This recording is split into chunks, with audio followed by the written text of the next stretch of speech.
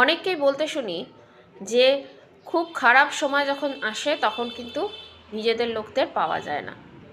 আমি তো আমার এত বছরের জীবনে কখনো দেখিনি।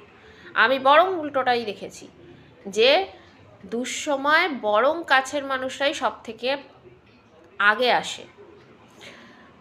তবে হ্যাঁ, যার জীবনে দুঃসময় চলছে বা এসেছে, সে এত বছর অন্যদের সাথে কেমন সম্পর্ক রেখেছিল সেটা কিন্তু একটা বড় ব্যাপার। তার আত্মীয় স্বজন, তার পাড়া প্রতিবেশী, সবার সাথে যদি সম্পর্ক খারাপ রাখে, কারোর সাথে যদি সম্পর্কই না রাখে, এড়িয়ে চলে, তাহলে তো তার পাশে কেউ আসবে না। তাহলে তো তার পরিস্থিতি খারাপ জেনেও লোকে ভাববে যে না, দরকার নেই, ইনি তো পছন্দ করেন না, এনার তো অনেক কিছু, অনেক উপরের চাহিদা আছে, তাহলে তো যাওয়ার দরকার নেই। ডাকতে হবে, তাই না? মন থেকে ডাকতে হবে, তবে তো কেউ আসবে, তবে তো তার পাশে এসে দাঁড়াবে। আর সম্পর্ক ভালো রাখতে হবে সবার সাথে, সবার কাছে থাকতে হবে, এগিয়ে যেতে হবে অন্যদের কাজেও, তবে না সবাই থাকবে পাশে। এমনি এমনি তো দুঃসময় কেউ আসে না।